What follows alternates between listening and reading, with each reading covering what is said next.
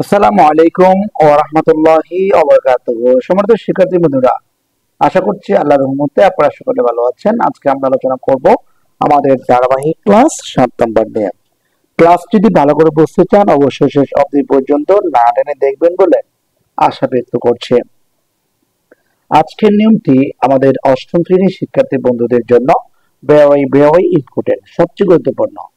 কেননা আমি যদি বলি আপনাদের ক্লাস শুরু করার পূর্বে কেন এটা বেশি গুরুত্বপূর্ণ, আমি কয়েকটা স্টার দিচ্ছি, এটা লিখে রাখো। এই ক্লাসটি অনেক গুরুত্বপূর্ণ এবং এই নিয়মটি 11 নম্বর নিয়মটি মোস্ট ইম্পর্টেন্ট। আপনার রাইট রুম, আপনি যদি রাইট রুমবার থেকে অথবা আপনার কি চেঞ্জেস এনএস থেকে আপনি যদি কতগুলো নির্দিষ্ট নিয়ম আপনি শিখতে পারেন তাহলে কিন্তু অনেকটা কাজে লাগবে।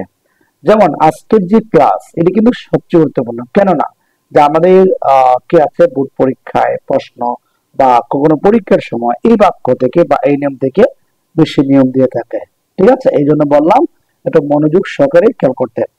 প্রথমত আমরা দেখতে পাচ্ছি এখানে বলেছি সাধারণ বাক্য। সাধারণ বাক্য মিনস কি? স্বাভাবিক যে বাক্যগুলো আছে, আপনি এখানে বাক্যর ক্ষেত্রে দুই ধরনের বাক্য পাবেন। একটা হচ্ছে সাবজেক্টের পর সরাসরি এ বি থাকবে, বি ভার্ব থাকবে। আরেকটা হচ্ছে সাবজেক্টের পর সরাসরি কি আছে এ বি থাকবে। ঠিক আছে, এ বি।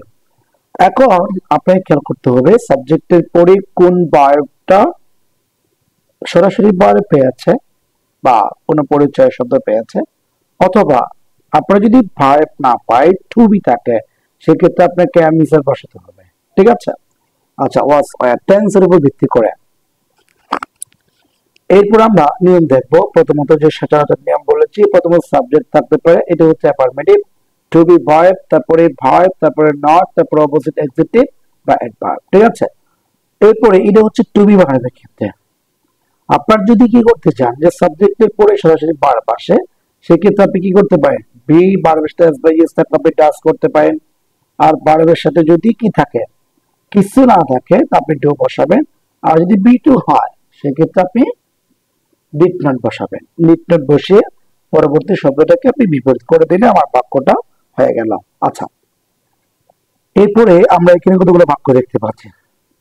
বাক্যটা হচ্ছে হ্যাপি ইজ, কি বলছে এটা বলছে হি ইজ হ্যাপি, তিনি একজন হ্যাপি আর কি। আচ্ছা, এই বাক্যটাকে নেগেটিভ করে আমি কি করলাম, এই যে সাবজেক্ট আছে এই সাবজেক্ট ইজ এখানে বসিয়ে দিলাম, এটার সাথে নট যোগ করলাম, তারপর যেটা হ্যাপি আছে সেই শব্দটাকে আমরা বিপরীত করে দিলাম। সিম্পল হয়ে গেল। এরপরে পরবর্তী আরেকটা, যেমন এখানে বলেছে সাবজেক্টের পরে কি আছে, ইজ আছে, এরপরে ফোর আছে, তা আমি কি করব, ইজ নট করতে হবে, ইজ নট। আচ্ছা, এরপর আমরা একটা বাক্য দেখবো affirmative, he is dutiful. Duty মানে হচ্ছে কর্তব্য পরায়ণ, সবসময় কাজ নিয়ে ব্যস্ত থাকে, আমার মতো এভাবে। আচ্ছা, বলছে হি ইজ ডিউটিফুল, তো এখানে সাবজেক্টের উপরে কি আছে, ইজ আছে। আপনি এই বাক্যটাকে যদি কি করতে চান, নেগেটিভ করতে চান, এই শব্দের সাথে নেগেটিভ করবেন। তারপরে বিউটিফুল অর্থ হচ্ছে ideal or lazy, ideal or lazy. আপনি চাইলে লেজি বসাতে পারেন, আপনি চাইলে ইডিয়াল বসাতে পারেন।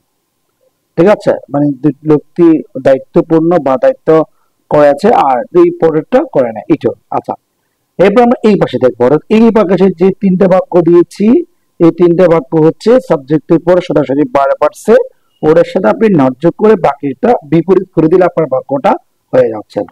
কিন্তু আপনার পাশে যে সব বাক্যগুলো দিয়েছি এই ভাষার বাক্যগুলা কখনো এভাবে না। কেন?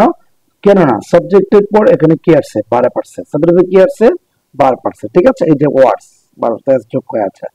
এটা স্যাটিসফাইজেস, এখানে কি আছে, ইস আছে, আর এখানে হচ্ছে লাভস, আমি যোগ করেছি। আচ্ছা, এখন আপনাকে খেয়াল করতে হবে সি ওয়ার্ক ফার্স্ট। ঠিক আছে, ওয়ার্ক ফার্স্ট। এখন ওয়ার্ক ফার্স্ট মানে হচ্ছে দ্রুত কাজ করে। ঠিক আছে, তো আমরা এটা যেহেতু ভার্বের সাথে এস যোগ হয়েছে আমরা ডাজন ক্লিয়ার করলাম। তারপর ওয়ার্ক যেটা ছিল ওয়ার্কসটা আমরা কেটে দিলাম, মানে এস থেকে কেটে ফেললাম বা ডাজনটা নিয়ে আসলাম। তারপর আমি কি করতে পারি, যে ফার্স্ট যেটা ছিল, ফার্স্ট মানে হচ্ছে খুব দ্রুত, আর স্লোলি মানে হচ্ছে আস্তে আস্তে।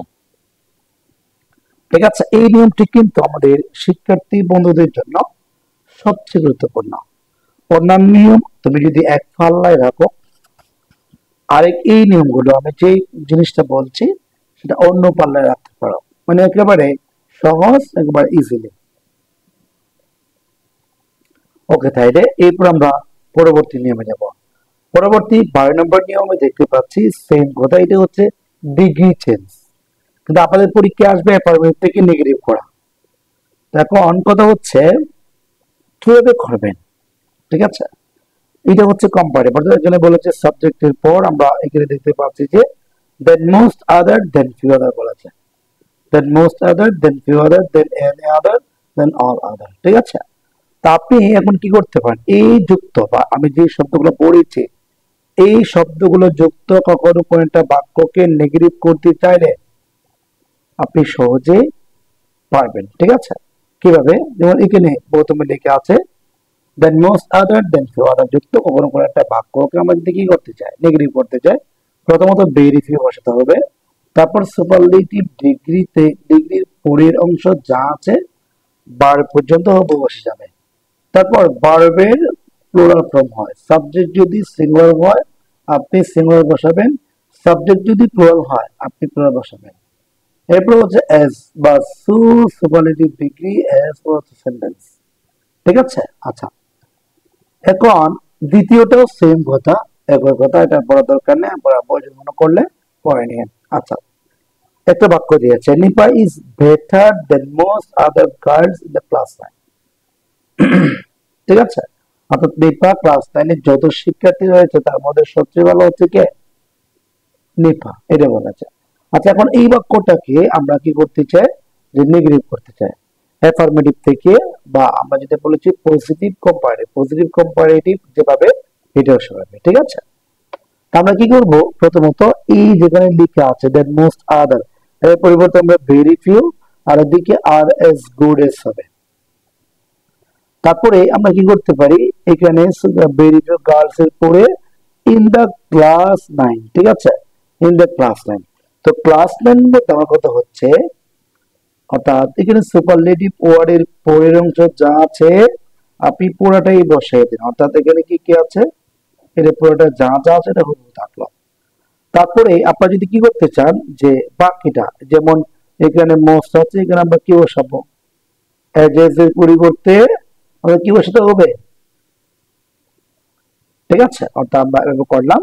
এরপরে পরবর্তী এক নম্বর দেখবো, এক নম্বর দেখতে পাচ্ছি Nipa is better any other in the class 9, ঠিক আছে? যদি মনে করো যে প্রথমত আমরা এটা করতে যাই, যে যেহেতু এনি আদার বাক্য আছে, প্রথমত আমাকে কি করতে হবে, কে আছে, নো আদার গার্লস বলতে হবে ইন দ্য ক্লাসরুম, প্রথম, ঠিক আছে? নো আদার ক্লাসরুম, এখানে বলছে নো আদার ক্লাস বা girls in the class 9 is as good as Nipa. আচ্ছা, এখানে যেহেতু এখানে একটা এজ আছে, এখানে একটা এজ আছে, দুই এজের মাঝখানে একটা আমাদের কি করতে হবে, পজিটিভ ফর্ম করতে হবে। আমি পজিটিভ ফর্মটা করলাম, এরপর নিপা যা আছে নিপাকেও বসিয়ে দিলাম, একেবারে সহজ। তার মানে এইখানে যদি বাক্য থাকে দেন মোস্ট আদার হবে না, ঠিক আছে? হবে হবে না, মানে দেন মোস্ট আদার আমরা যদি করতে চাই এই বাক্যটা, যদি এই বাক্যটা করতে চাই, এটা করতে চাই, এগুলো উঠাই দিয়ে আমরা যদি এনি আদার দিই, তাহলে কাল থেকে কি করতে হবে, আমাকে ভালো করে প্রস্তুতি নিতে হবে। আচ্ছা, তখন আমরা বিষয়টি বুঝতে পারলাম যে এখানে কি আছে, যে এখানে বলেছে যে বেটার, ঠিক আছে? এই বেটার শব্দের পরিবর্তে আমাকে এখানে এখানে কি বলছে, নো আদার গার্ল বলেছে, আর এইখানে আমরা কি করতে পারি, এখানে এজেস আছে গুড আছে, ঠিক আছে? কোন একটা আমরা বসিয়ে দিব। তো আজকে ক্লাসটি এখানে শেষ করবো। যারা করবে একটা কথা বলে রাখি, আপনার আমার ক্লাস যদি ভালো লাগে থাকে অবশ্যই অনেক মাঝে শেয়ার করবেন বলে আশা ব্যক্ত করে আজকের মতো বিদায় নিচ্ছি।